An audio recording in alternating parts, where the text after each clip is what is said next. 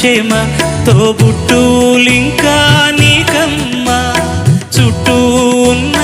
చెట్టు చెమ తోబుట్టులింకా నీకమ్మ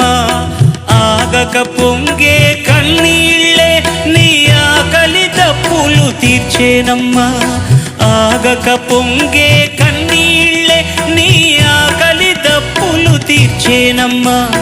పట్టిన గ్రహణం విడిచి నీ బతుకున పున్నమి పండే ఘడియ వస్తుందమ్మా ఒకనాడు